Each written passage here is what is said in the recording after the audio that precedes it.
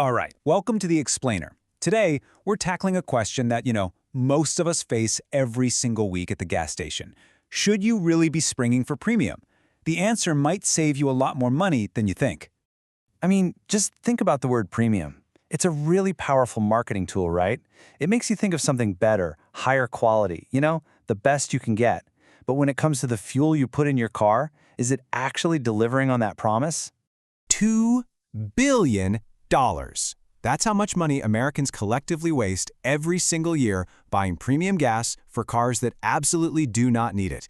That is a huge amount of cash literally just going up in smoke. Okay, so let's dive right into this myth. The reality is, for the vast majority of cars on the road, we're talking 90%, premium fuel is a complete waste of money. We're going to explore why we fall for it, what premium gas actually does, and how you can be sure you're making the right call for your car. So first things first, let's talk about that big number you see on the pump. 87, 89, 93. It's not a power rating. It's not a quality score. It's the octane rating. And it's all about how stable the fuel is, how well it can resist igniting under pressure. It's about timing, not power. Here in the US, you'll usually see these three grades at the pump, and really the only significant difference between them is that octane number. Regular is typically 87, while premium is going to be 91 or higher. So why does this whole resistance to combustion thing even matter? Well, it all comes down to this incredibly precise and honestly violent little dance that's happening inside your car's engine thousands of times every minute. Think about it like this. It's a perfectly choreographed four-step process. A mix of fuel and air gets sucked in, it gets squeezed really tight by a piston, and then, bam, at the exact right millisecond, a spark plug ignites it. That tiny little explosion is what powers your whole car. As you can see, timing is everything. And this slide shows exactly what happens when that timing is off. If the fuel isn't stable enough for the amount of pressure in the engine, it can just ignite on its own before the spark plug even gets a chance to fire. That's what we call engine knock or pinging. And over time, it can cause some serious damage. High-octane fuel was invented specifically to stop that from happening. So here's the absolute key takeaway. Only certain types of engines actually need this extra stability. We're talking about high-performance engines that create just immense amounts of pressure to squeeze every last drop of power out of the fuel. So think sports cars, maybe some luxury vehicles, or those heavy-duty trucks towing massive loads. Okay, so if 90% of cars don't have these kinds of engines, why do so many of us still instinctively reach for the premium pump? Well, it turns out that a little bit of psychology and some pretty clever marketing have a whole lot to do with it. For most of us, our car is a huge investment, probably the second biggest purchase we'll ever make. So we want to take care of it, right? And the word premium just sounds better. It sounds safer, like we're giving our car a little treat. But if your car doesn't require it, that extra money gives you zero benefit. It literally just vanishes right out the tailpipe. Another really common myth is that premium gas is packed with all these special detergents that are going to scrub your engine clean. And while detergents are super important, the truth is, it's a little more complicated than that.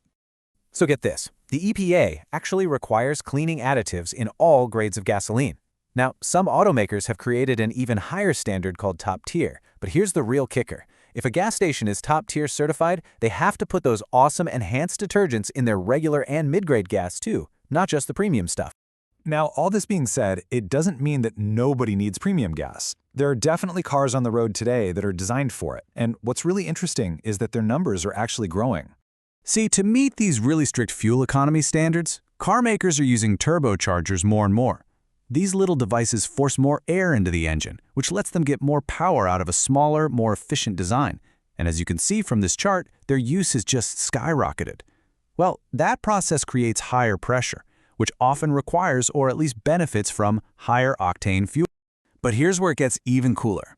A lot of modern engines, even the turbocharged ones, are incredibly smart. They're packed with these sophisticated sensors that can actually detect the early signs of engine knock and automatically adjust the engine's timing so it can run safely on regular 87 octane gas. Sure, you might lose a tiny bit of horsepower, but the engine completely protects itself from any damage.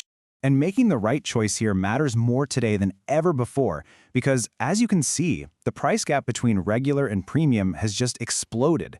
What used to be maybe a 25-cent difference nationally is now often 60 cents, and in some places it can be over $1 more per gallon. That adds up incredibly fast. So, we've looked at the science, the psychology, and the technology, but after all that, the final answer for your specific car is actually incredibly simple, and it's probably been sitting in your glove compartment this whole time. Here's what you need to do. Just check your owner's manual and pay really close attention to the exact wording. If it says premium required, then yeah, you have to use it. Don't mess around. But if it only says premium recommended, well, now you have a choice. You can safely use regular gas, just knowing you might see a very, very minor drop in performance. And if it just says regular, you're just throwing money away on premium. And what about the future? Well, this push for efficiency, it's not slowing down. Before we all go electric, we might actually start to see new fuel blends, like higher octane ethanol mixes, become a lot more common as engineers try to squeeze every last bit of power out of the good old internal combustion engine.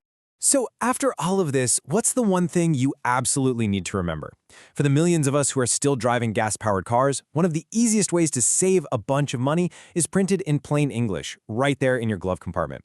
So next time you're at the pump, just ask yourself, is that extra 60 cents a gallon really a treat for your car, or is it just an expensive habit? Your manual has the final say.